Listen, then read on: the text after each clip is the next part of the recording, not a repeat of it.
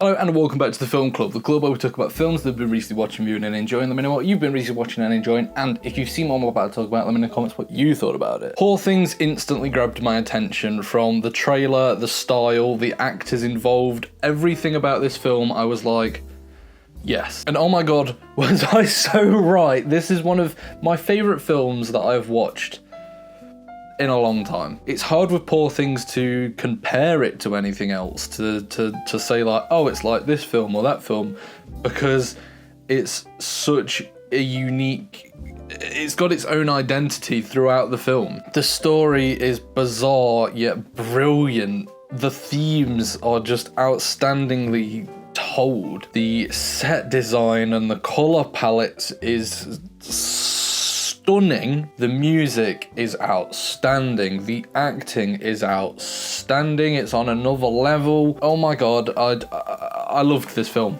I loved this film. I cannot recommend this film enough. It's weird, don't get me wrong, and I love weird films. It's quirky, it's odd, it's laughable at times. It's one of probably the funniest films I've seen recently. It's one of the only times where I've been in the cinema and actually heard people laughing out loud. It was genuinely funny. I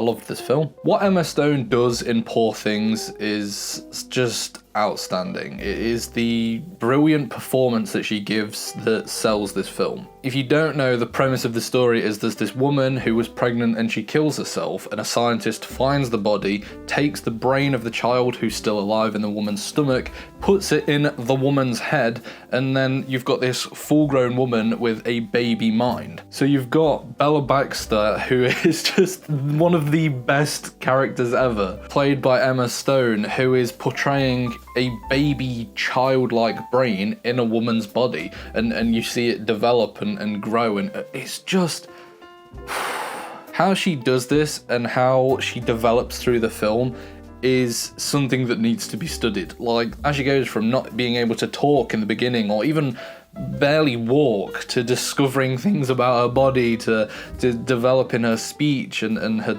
knowledge of the world, it's honestly, I can't praise Emma Stone's performance enough. And don't get me wrong, Willem Dafoe, Mark Ruffalo, every other actor in this film does an incredible job, but Emma Stone at the centerpiece is what sells this film. The other thing apart from Emma Stone that sells this film is the set design. The set design, the costumes, the makeup, everything is just meticulously done. Each frame looks like a work of art. Each set looks just unique in its own right. The colours that are involved, the quirky backgrounds, the oddness of just every scene is brilliantly this film, and I just loved it. If this film doesn't win awards for its set design or costume design, I will be genuinely shocked. Like, the time, effort, and just everything that went into this project, you can tell that everyone involved loved it, that everyone involved wanted this to be good. It wasn't just another paycheck. Everyone involved was just like,